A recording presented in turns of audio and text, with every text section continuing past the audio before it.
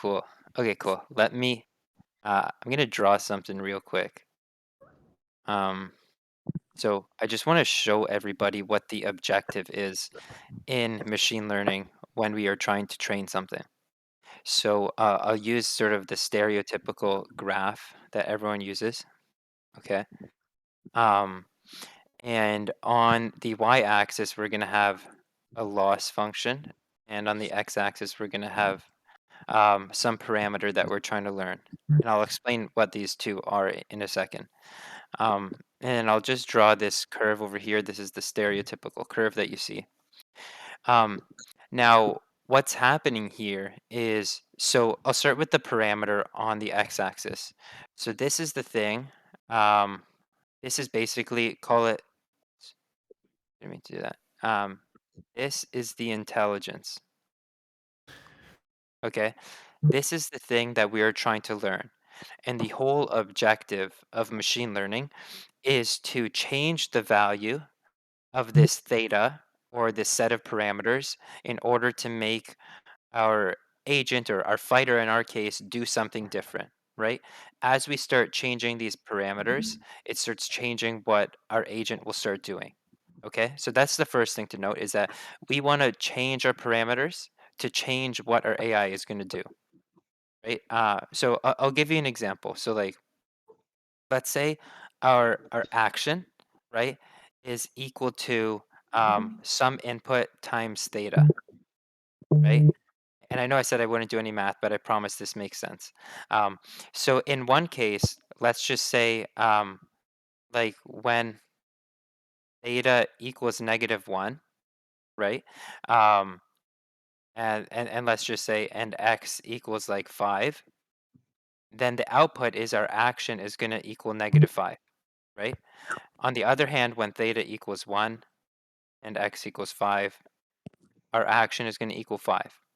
Now imagine that our action over here is what we do with the joystick, right? So we have like a joystick, and then -5 is moving it to the left, and +5 is moving it to the right. Now you see that as we alter the value of theta, we are altering what our AI is actually doing, right?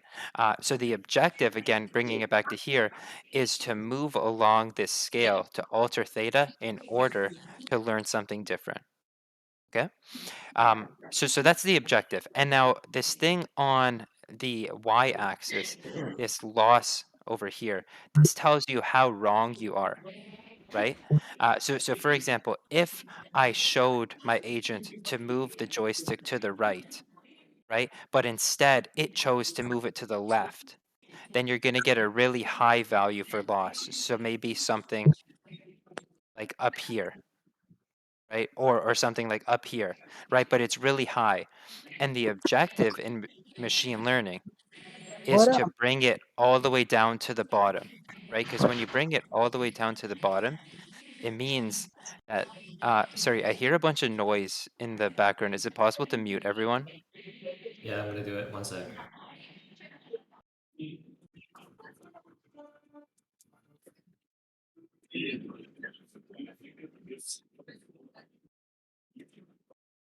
You're muting people. So the objective with machine learning is to minimize the loss, right? Um, Other people call this an error term, so minimize the error. And so when you do that, it means that your AI will have learned exactly what you showed it. Okay. So the objective is when it's wrong to bring it all the way down to the bottom, because this means that it has minimized the loss. And so this parameter that you have moved it towards, so you move the parameter from here all the way to here, right? It is now doing what you want it to do, right? Um, I hope that makes sense. Um, so that's the objective ultimately, is to move the loss from where you were down to the minimum point, which means it learned exactly what you showed it, i.e., there is very little discrepancy between what you showed it and what it would do. Okay. Now, with that said, The last thing I'll note before I go into actual gameplay is that oftentimes it takes multiple iterations to get to the bottom because your AI actually doesn't know what this curve looks like. Rather, it just, I guess, acquires hints as to what direction to go. So oftentimes what this looks like, it looks like a series of small updates down a hill, right? Until you get to the bottom. Um, and I'm going to get back to this in a second, but just keep in mind that it's a series of updates. And so oftentimes, the more updates you do, the closer you get to the bottom. Okay. Um, Actually, I'm going to pause for a second to see if anybody has any questions on this, but before I get into the gameplay and show you this in practice.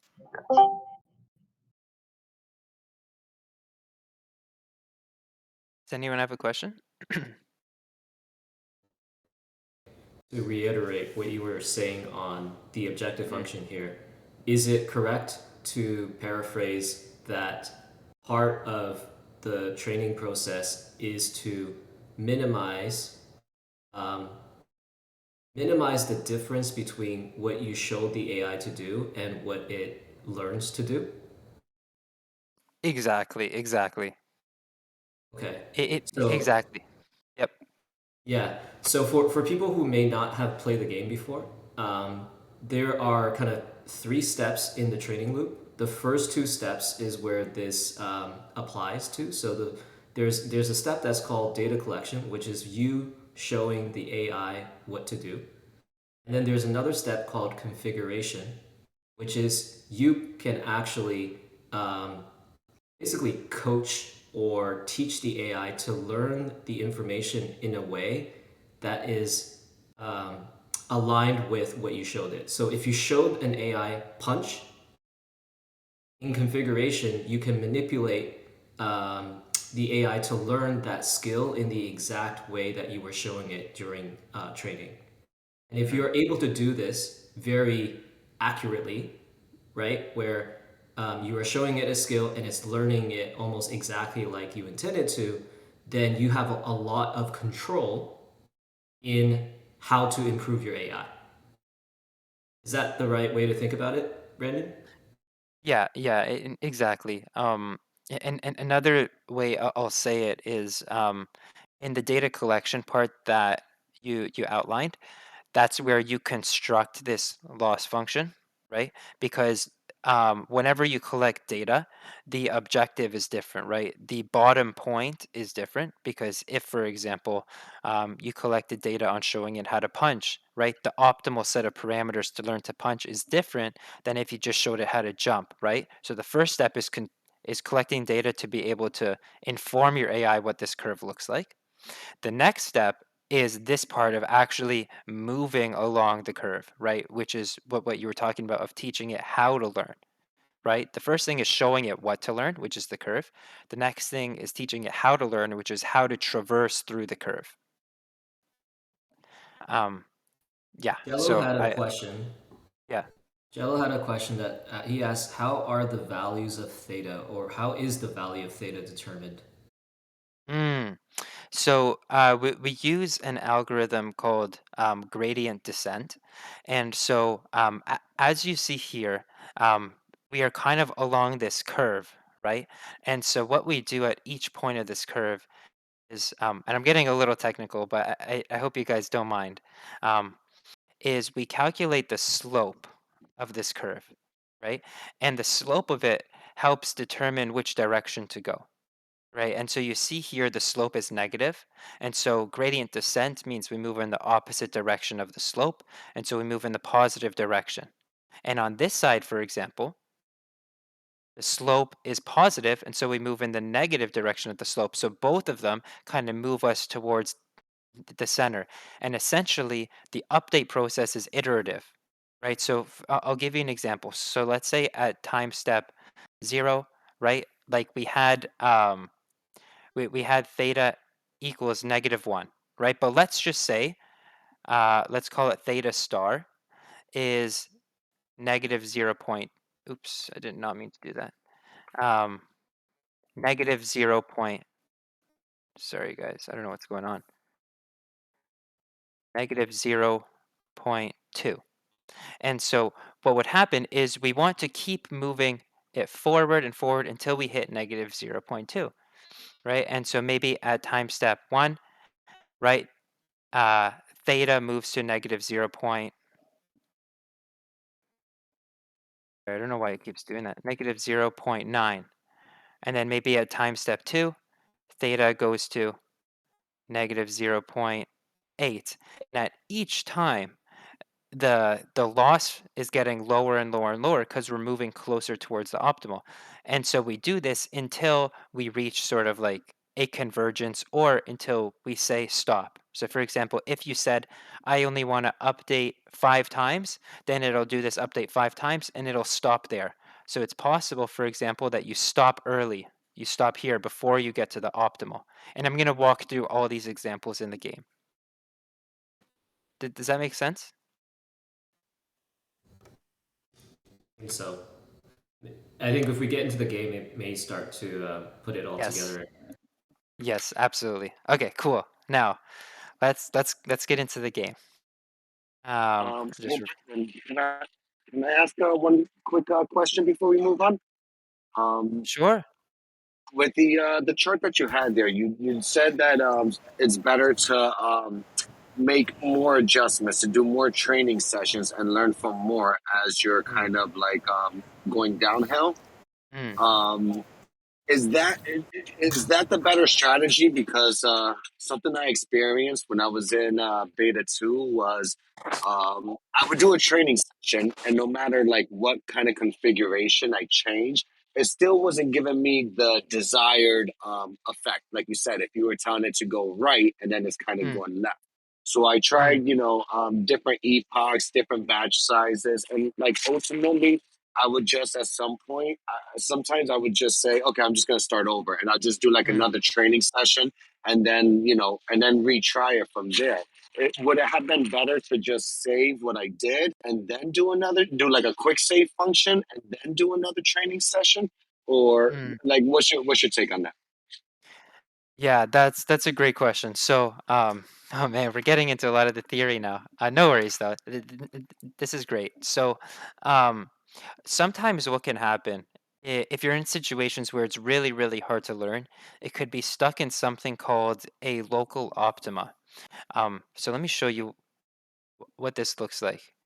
Um, so let's just say we had the same thing over here. This chart I showed you here is very simplistic, and this is what's called um, convex optimization, where there's just like a very simple like bowl almost that you're traversing down.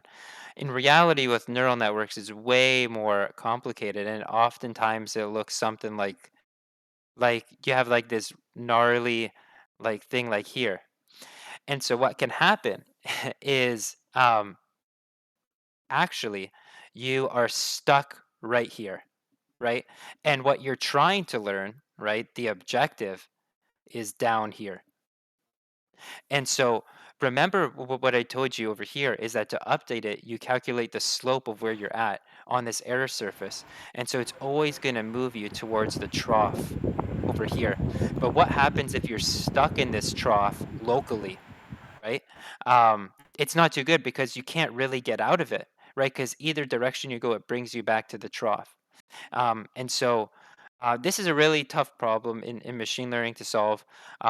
One thing people do is just to be blunt, they just like reset the model, right? Or they will initialize like a lot of different models and choose the one that doesn't get stuck. Um, so one thing I would definitely try is I one is I would checkpoint the model just in case you're worried about losing it, in case it was a good model, and then I would reset it and try and get to a different point on this error surface because every time you reset it, it randomly initializes it to a different point, right? So maybe instead of here, it'll bring it to like up here, in which case it is possible to move down there, or it'll bring it to up here or something like that. Um, so one thing I would certainly do is reset it because it can put it in a more advantageous position to be able to learn what you wanted to learn. Um, the next thing is, yeah, it's you might need to just collect more data and collect data slightly differently because each time you collect the data, it'll change the shape of this curve. right? Because this loss function, or the error, we call it the error surface, right? The surface of the loss function is different for every subset of data that you collect. So one strategy could be just try collecting data differently. Now, if you've exhausted that, yeah, I think you might need to reset it. And another thing that I do is, like you mentioned, maybe training to convergence isn't optimal because you get into something that's called overfitting. And so what I do sometimes is I'll end training early on purpose, in order to maintain the ability to still traverse through and not get stuck in these local optimas. Um, and the last thing you can do, um, and we'll explore a lot of these when we're playing the game, is you can alter the learning rate, right? Because, for example, here I was using a really small learning rate, but what happens if you use a learning rate massive, right? Then you can start potentially escaping out of the local optima. But this can be quite dangerous, because you can essentially get very bad divergence. And so this might be good just to get out of it initially, and then do another training session with a smaller learning rate. And yeah, I would say those are some of our options over here. To account for this, what people do in machine learning is they embed adaptive learning rates into the algorithm so that it starts off larger and then slowly decays over time. I know I said a lot of stuff right now. Um, I hope that helped answer your question, and certainly we'll deal with some of this stuff as we're playing the game. It definitely did. Thank you, because you know, I for some people who hasn't played, they're probably lost. But Yeah. having played it, I understand like what you're saying and what it means. So thank you. I appreciate it. Awesome. No problem. No problem. Yeah, and hopefully once everyone plays, that they'll start to get an intuition for a lot of this stuff. Um, cool. Let's get into it, guys. So we have a lot of stuff to cover. What I'm gonna start off by doing, um, is I'm gonna collect data suboptimally, just to show you guys a very important concept over here. So this is the current model. It's randomly initialized. It doesn't really know what to do. And the first thing that we're going to show it is is basically how to get back on platform. And then once we teach it how to get back on platform, we're going to layer in some combat skills. Okay. So we'll start off with that. And like I mentioned, I'm purposely going to show you guys a bad way to collect data. But even if you collect data bad, I'm going to show you how to overcome it. And I'm going to tie it back to some of the theory that we were covering before. Um, so I'll just load up the game environment right now.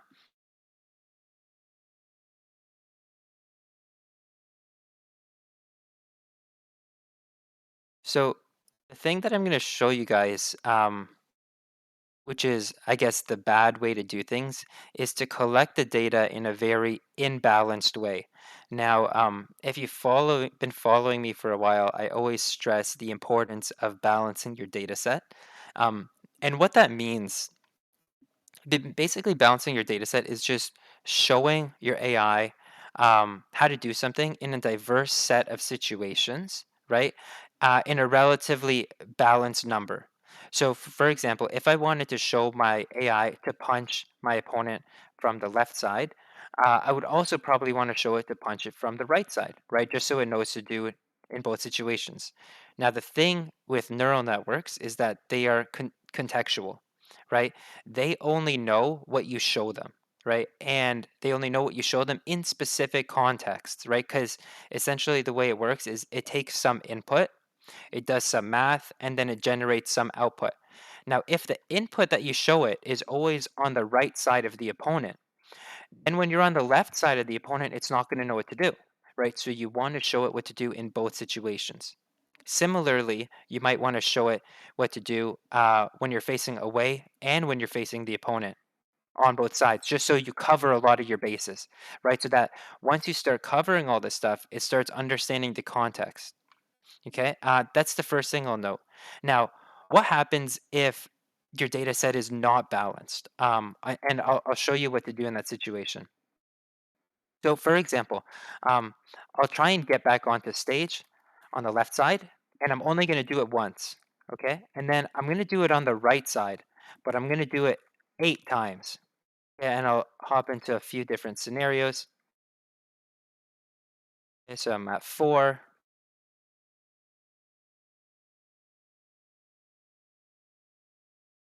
7,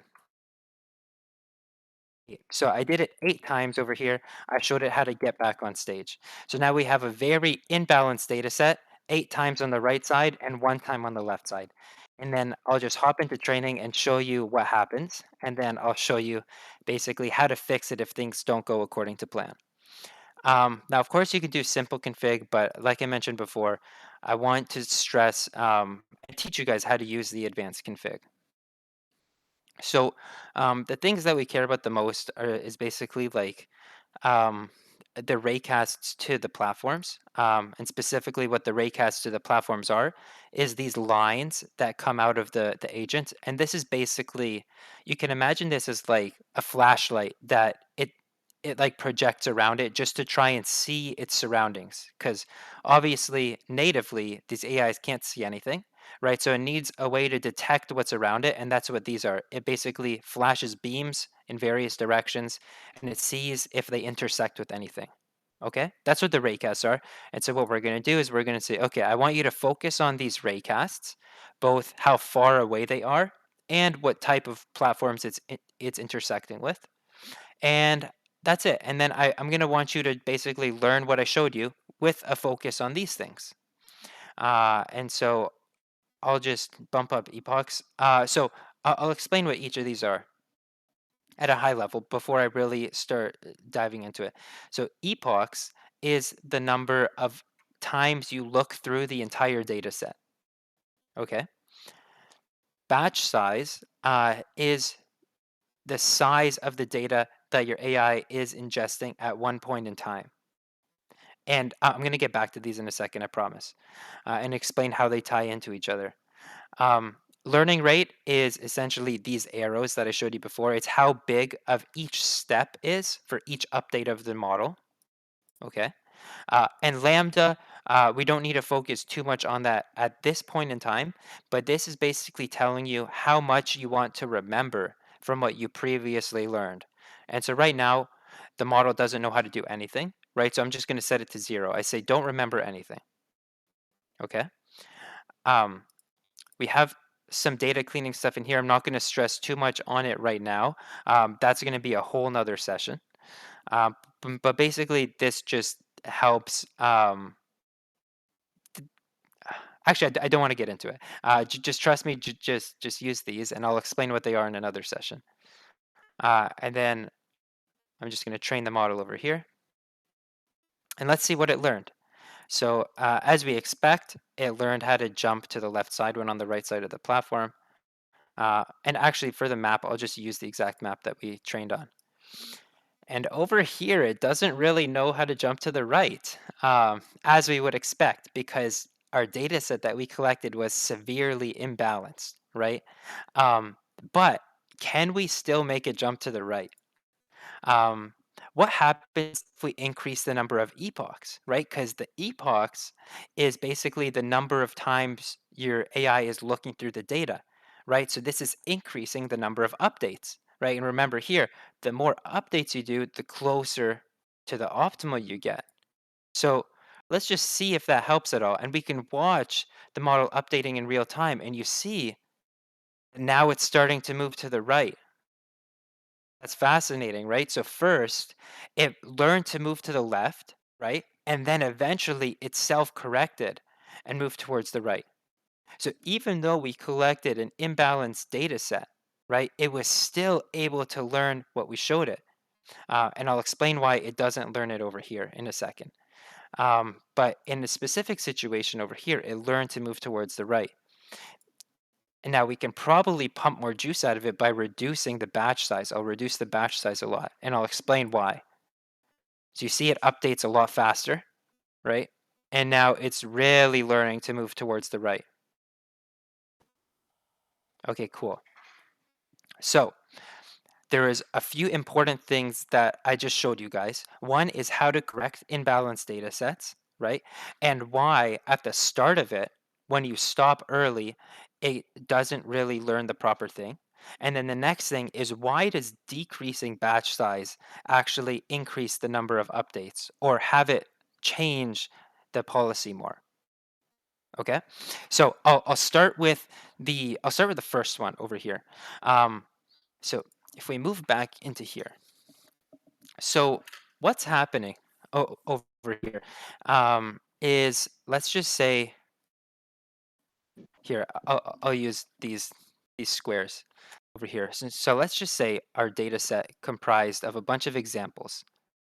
Okay, and each one of these squares is a different example. Okay, I'll just four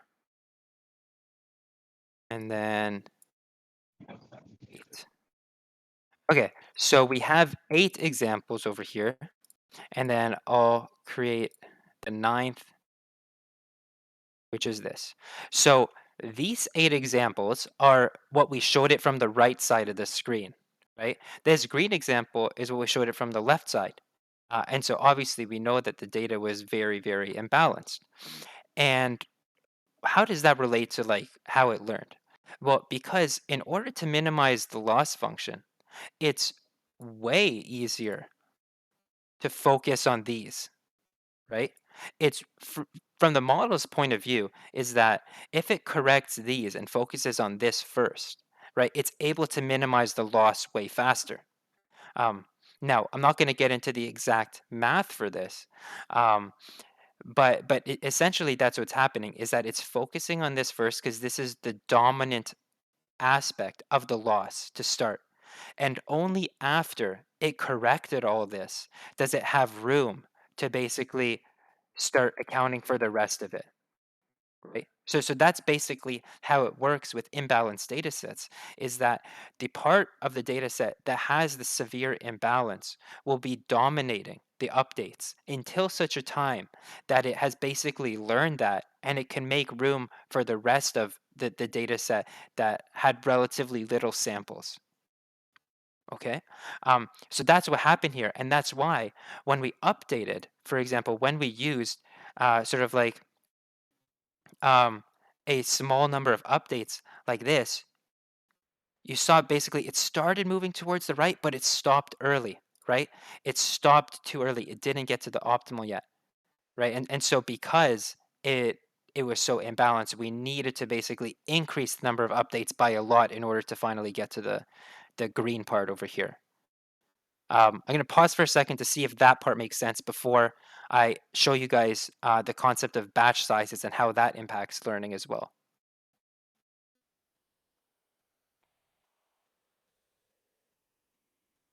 Brandon, maybe one No? question for me. So what you were illustrating here is by increasing the epoch, Hmm. all else being equal, Hmm. you allow the model to basically iterate more times on the data that it collected such that it can get to basically learning the uh, call it more nuanced data that perhaps was not fully captured in the training data set that you collected. Because in this example, you only showed from the left side one time, so that Mm. the occurrence of that particular data was very small in the data set that you were collecting, and then by increasing epoch you can compensate for that because you're forcing the model to iterate more times, thereby being able to actually ultimately pick up on the smaller activities during your data set. Is that Exactly. the idea? That's the idea. Uh, that's exactly the idea. Yeah, because it's essentially this will dominate the error, right? And the idea is to minimize the error. So imagine this is like a really large number. Each time we're learning on the data set, we're decreasing the error, right? And so this part starts to get smaller, but this green part remains unchanged, right? So the error is still large. And until such a time that these two errors are relatively equal, then at that point, then it starts learning on this. But until that, it's mainly just focused on this part, which is the dominant aspect. Does that make sense? Yeah. And this would apply for other things. For example, in this data collection session, you only showed it basically the skill of jumping back to platform. But Yes. in the circumstance, let's say you were training it to like combat, right? Like doing Yeah. specials or fighting. Let's say you were able to launch only one special within a training session, but most of the other actions were like jumping and punching or things like that. You Yeah. could get the same result of your AI learning to fire specials at a certain moment in time or scenario if you calibrate epoch and Exactly. increase epoch in the configuration. Absolutely. Absolutely. Yeah. And so most cases, when people are experiencing their AI not learning something, it's because they're either, yeah, I mean, one of the reasons could be that they're ending training too early. It's called early stopping. Right? Now, there are pros and cons to early stopping. One pro is that it prevents overfitting, but one con is that if you have a small subset of actions in the data set that are basically overshadowed by the dominant sets of actions, it's really hard to learn that. Mm. And so uh, you would usually want to basically train more. Now, of course, the remedy to this is just collect better data. But I'm Right. just showing you this to show that even if you collect data suboptimally, right, it's still possible to fix it. Yeah, And absolutely. and I want to use this time to address one of the questions that people constantly ask is that um, can I just play the game as I normally would and train? And comparing that to very targeted training. Um, yes, you can, but you run into this exact problem that I'm showing you here. Because oftentimes when you're just playing a game, it is very, very rare that the data is perfectly balanced at the end of it, right? Because sometimes the match just dominates on the right side of the screen or the left side, or your opponent does one thing and you're forced to primarily do something to combat that, right? And so what happens is you actually have a data set that you've collected with dominant actions and actions that often get missed but are quite important, right? And so it might be a little harder to train a model properly this way, right? Because you run into this exact problem where you need sort of a large number of epochs. With that said, it's still possible, right? Like if you do happen to play the match in a balanced manner, I've done this in the past where I actually just play a match and then I use that to train my core model, and then I'll just start tweaking it from there. But when you do that, you just have to be cognizant of the fact that this could happen, right? And a lot of the things that you did in the match, you might be wondering, why isn't my AI learning it? Well, it's because you did it in a relatively little number of samples relative to all the other things that you showed it. Um, and so if you don't want to kind of stress about that, you can always kind of build up skills incrementally and have very, very targeted training sessions. Yeah, I think like practically, um, from my perspective, the advice for beginners would be focus on balancing your data set first because Mm. you probably have not had the time to develop enough of a mastery for configuration to compensate for bad data collection, Mhm. right? Mhm. So if you are a beginner, try to collect data as balanced as possible because you're still learning the configuration side. As you progress over time, and as you are developing a better and better intuition for how the hyperparameters within configurations all work and the relationships that you can isolate, then you can be a lot more freeform on data collection. And you don't have to necessarily be as rigid because then you know exactly what to do to still get the results that you need through configuration. But I would say that that requires a certain degree of like experience and mastery before you can get to that level. For sure, for sure. And I will say also that when I am just quote unquote free playing, I'm always keeping balancing my data set in mind. So Yeah. if I'm like cognizant of the fact that most of the match is on the right side, I'll try and shift it to start moving towards the left side. Or for example, I'll turn off data collection, jump to the left side, and then continue it from there. Um, yeah, yeah, I would definitely agree with what Wei said. Build up the foundation first, um, before you start like going wild with a lot of this stuff. And I think that rule applies to most things. It's you kind of have to learn the rules before you break them, right? And so this is certainly one of those cases where once you start understanding the basics, then you can start combining it in really strange and interesting ways, to create something truly unique. So we have a couple of questions here. Mhm. Guanta being asked, for the demo that you did, you obviously did it on one particular stage configuration. Mm, Should you be considering doing something like this across multiple different stages? If yes. so, why? Yes, yes. Absolutely. That's a great question. Um, so, for example, you'll notice that all of these stages have different configurations, right? Um, that's a great question because this is one of the intents behind having stages with different configurations is we want to learn or we want people to learn how to train their AIs in a general sense, right? There's this concept in machine learning of generalization, which means you know how to do things on a variety of tasks, even when you haven't seen those tasks, right? Rather than just learning how to do things on something that you've seen.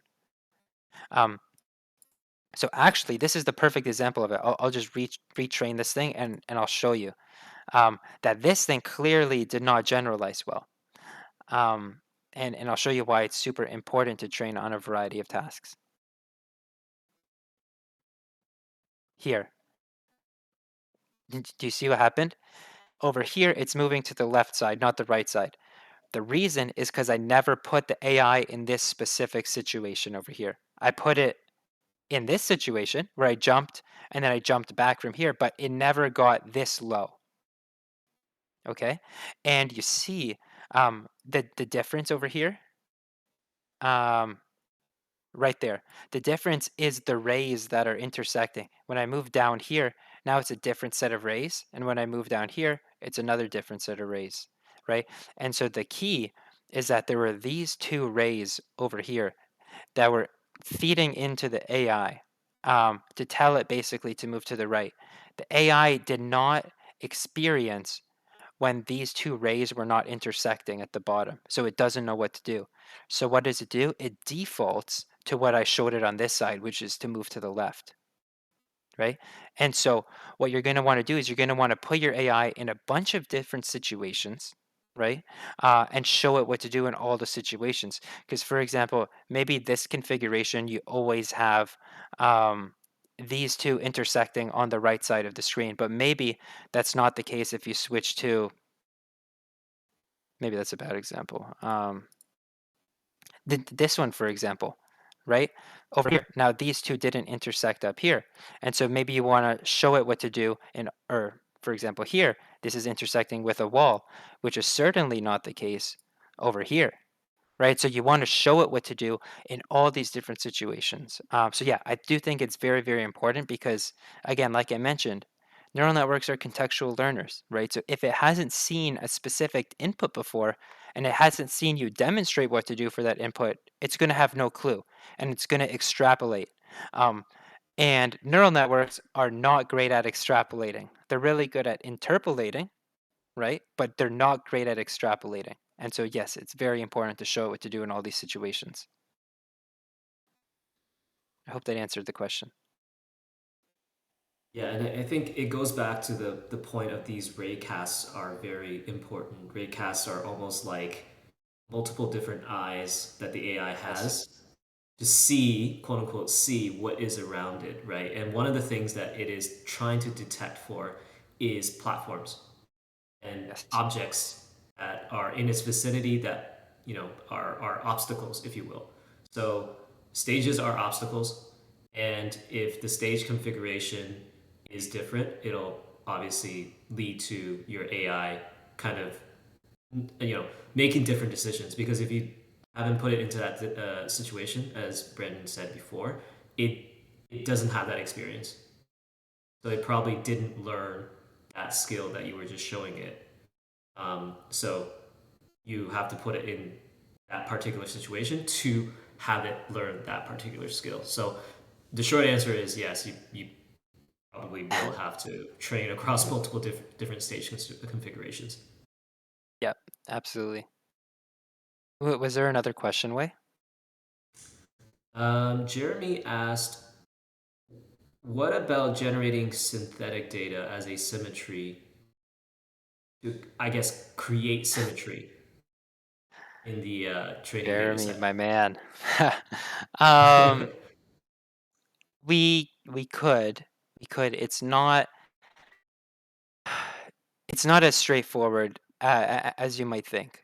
Um, and I'll give you an example of why it's not so straightforward. I mean, we could generate a bunch of heuristics, but for example, it's not straightforward to generate like a bunch of different scenarios on the left side of the screen over here, right? Um, because the raycasts are discrete, right? So you can imagine, so there's 16 raycasts. So you can imagine we have a list of 16 numbers, right? That represents basically the distance to each of these. And if it isn't detected, it just gets like a zero, for example. And so the difference between this and this, although it's a very small difference in the actual position of the fighter, it makes a big difference in the input, the list, right? Because there are different rays intersecting with different types of platforms, right? And each type of platform also has a list as well, right? To indicate whether it's a soft platform, a hard platform, a wall. And so it'd be really hard to come up with a cohesive heuristic to generate synthetic data. Now, synthetic data, it's much easier to do if you're dealing with continuous variables, right? Where, for example, if you're dealing with distance and the distance is negative zero point 0.8, it's very easy to add noise to it, right? And maybe toggle it between -1 and negative zero point 0.6, right? And you can generate a bunch of samples that way.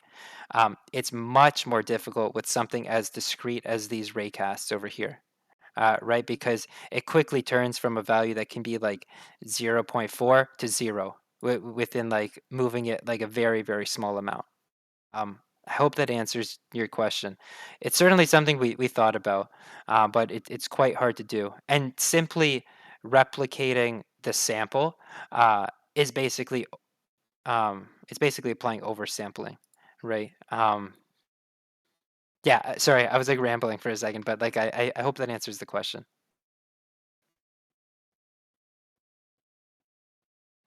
Yep, I think that addresses Jeremy's question. Italian Josh asks, "Is it possible to train without ray casts?" I'm not exactly sure what that question Yeah. means. Yeah. If you want to just train to move to the center of the platform, you can turn off raycasts. Now, it won't probably work great, but you can certainly do it. And you can just focus on your positioning. And I'll explain why in a second. So I turned off raycast and I only did your positioning. And let's train the model.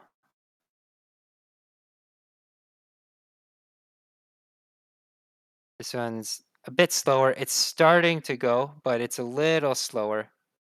Um, but this one mostly moves towards the left. I'll explain what your positioning is. Your positioning is basically your X and Y position, right? And so essentially now what the AI is learning is when it's to the left of center, try and move towards the right. When it's to the right of center, try and move towards the left. The reason why this is way more difficult um, is because this is only two inputs, right? Your X and Y position versus if you do the distance and the type, each of these are 16 inputs. So combined, that's 32 inputs, right? So you're updating the model sort of like way more. Um, I can try bumping up learning rate and maybe to see if that helps. We can watch over here. It's helping a little bit. Yeah, it's actually moving more towards the right. So yeah, you can probably do something like that. Of course, if you balance your data set, it'll work a lot better. So yeah, you can use your positioning to target moving to the right or to the left based on where you are on the map. With that said, as I mentioned before, always recommend balancing your data sets because even this one wasn't able to fully sort of like overcome the hurdle, versus it was able to with the platforms, the platform raycats, because I guess the signal is a lot stronger there, and there's a lot more inputs. And I don't want to explain now why a lot more inputs matter, but just know that it does matter. Okay, cool. If there's no other Yeah. questions, oh, sorry. Okay, go for it. I'll answer this. I do want to explain the batch size thing, but before we sign off today. But yeah, I'll answer this other question. No, no, no. There's no other questions. I was just saying, let's move on to batch size. Okay, okay, cool, cool, cool. Let me erase this over here. I'll move this over. Okay, so I do want to explain this concept of batch size and how it makes sense. Um, so what I'm going to do here is I'm just going to make Um, just gonna do this over here. I'm gonna make a data set, right? We have a data set, and then I'll just do one more. Okay. So, and when I make these data sets, by the way, each of these is just one thing that we show the AI, right? So it's just one sample from training. And so in this case, we have 16 samples. So 16 things that we showed our AI. Now, if the batch size was 16, that means that we are showing our AI 16 samples for one update. Okay. What happens if? So okay, let me write this down. Um, so uh, so black represents. I'll call it batch size is 16, which means one update per epoch. Okay. Now, if we set the batch size, let's use red to denote this. If we set the batch size to 8, read this, 4, 5, 6, 7, 8. So if we set the batch size to 8, what's happening is now we have 2 updates per epoch. Okay?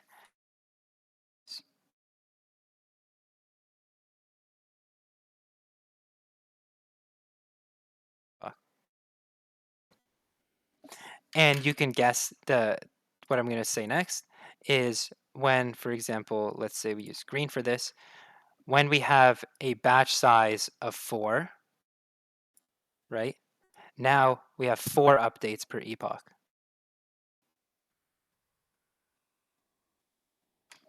Okay? I'll just denote this last one over here. Batch size 4, 4 updates per epoch.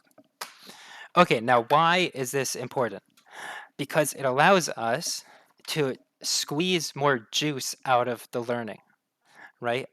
Essentially, what's happening is we we are basically dividing our entire data set into smaller, what we call mini batches in machine learning, and we're using the mini batches to move forward on the error surface, right? So if we have, for example, 10 epochs, right? If we have 10 epochs, then when we use a batch size of 16, we're just going to have 10 updates. But if we use a batch size of 8, now we're going to have 20 updates. And if we use a batch size of 4, now we're going to have 40 updates, right? So by using a smaller batch size, we're able to update the model more, right? And that's why you saw that when I basically used a smaller batch size, it was able to learn faster. Okay.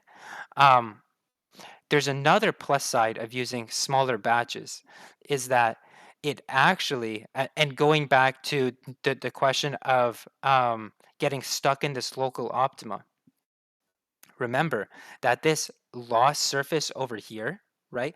This is constructed based on the data that you provide. So if I'm splitting up the data, each mini batch will actually have a different loss surface, right? So this actually allows us to potentially escape from this, right? Because, for example, let's just say that one of the batches had a different loss surface, then instead of looking like this, it looked like this, right? Now, instead of getting stuck here, I'm able to actually move to the right. Okay, so that's an added benefit of using the mini batches, is that each mini batch has a different lost landscape, right? And so you're able to traverse it differently. And that's why people constantly use this technique. This is called stochastic gradient descent because we are randomly creating these mini batches with different samples for each iteration, right?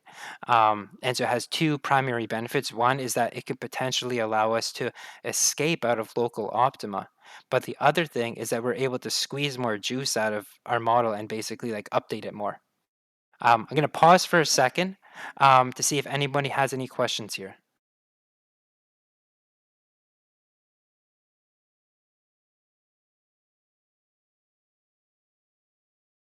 It doesn't look like it so far. I have one question for you.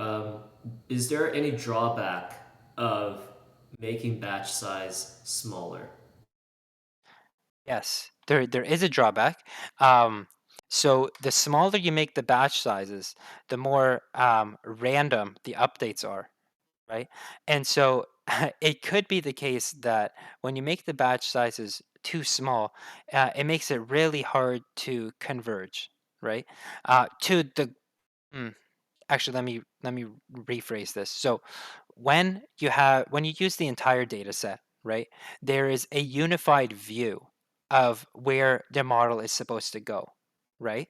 When you split it up, then you start going in a lot of different directions. So you can imagine the case where you had a data set of two samples, right? One of them was moving towards the right, and one of them was moving towards the left. And let's say you had a batch size of one, right? And then if if you kind of like update on the first one, then it's going to tell you to go in one direction, and then the next iteration, the next update, you sample the other one, you move in the other direction, and it's this constant sort of like back and forth, back and forth.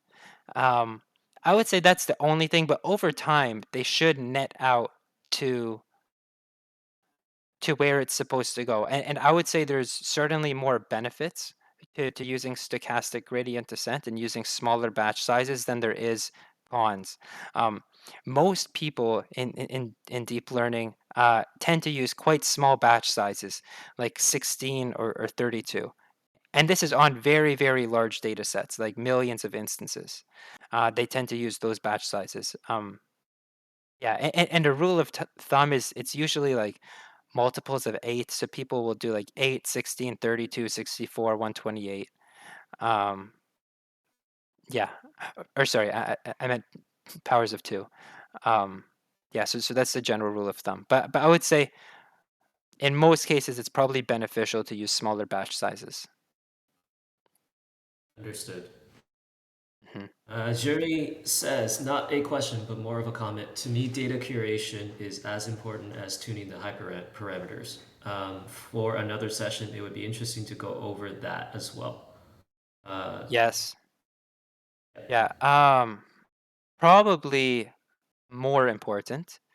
Um, Certainly once you have really good data, you can kind of be a bit looser with the hyperparameters, right? Like you don't have to have as much knowledge basically. Like you can get a pretty good result with quote unquote suboptimal hyperparameters. Um, Hyperparameters start getting really important when you start getting stuck and it's tough to learn, and it's important to understand this stuff, to understand why it's tough to learn and understand why it's not working as you think it should be working. But certainly, if you have god tier skills in collecting data. I think I think that's a very, very important skill, and I would certainly advise everyone to focus a lot on collecting data because it is a very, very important skill. Awesome. All right, Brandon. I think we're up on the hour. This was a really fun first session. We're obviously going to come back and do more and more of these. As many people have asked, are these going to be recorded? Yes, these sessions are recorded. We may even start basically clipping important clips, and people can just kind of go through and watch the important clips as well. Come back every, I think we're going to be doing this every week almost going forward. And as soon as we start to launch the demo access, then these type of sessions will start to make a lot more sense as people start trying out the game, etc. So look out for that. We will be, as I mentioned, be doing more of these going forward, and yeah, join Guppy on these Get Good sessions. Um, in the meantime, I just want to make a quick plug. If you guys are interested in, especially for newcomers and beginners, check out the thread that we just posted on the official AI Arena Twitter account. It is a series of 6 videos that are less than a minute long. It really gives you a quick snapshot of how the game works, some of the key intuition of understanding the gameplay. So go check it out, go like and retweet it. Watch all of those TikToks that were made by Jordan. And I think that will help you form a base of understanding how, in general, AI Arena works. And then take that as a starting point. Once you get to try out the demo access, you can come back and refer to all of these very, very specific and value added sessions that Brandon is providing us. So, thanks, Brandon. No problem. Thanks. Do you mind if I ended off with one thing? Yeah, go for it. Uh, Okay, so Jeremy just pointed this out. It's certainly a famous saying in machine learning. It says garbage in, garbage out. So if you show your AI like a really bad way to behave, it's not going to learn how to behave well. So I just wanted to say that even though I mentioned you can use uh, hyperparameters to overcome suboptimal data collection, it doesn't mean that if you teach your AI to jump off the stage, you can use hyperparameters to teach it how to kick the shit out of the opponent. Like that's not the way it works. It's just that if you show it to do something, tuning the hyperparameters will allow you to basically teach it to learn what you showed it, right? You're never going to be able to teach it to learn what you didn't show it. I just wanted to put that out there in case people accidentally thought that what I meant was you can correct behavior just through hyperparameter tuning, which you cannot. With that said, thank you everybody. This is a great session, and yeah, I look forward to future ones of these. We're gonna cover all the details, I promise, going forward. Awesome. Thanks everyone for joining. We will see you very soon. And yeah, if you guys are around this afternoon, 3 p.m. Eastern, we're doing the first draw for NRN boxes. I haven't checked how many points are in there right now, but yesterday we had over 1 million points deposited. So join us. We're probably going to do a live draw just to hang out and celebrate with everyone. So speak to you then. Take care, everyone. Have a great day.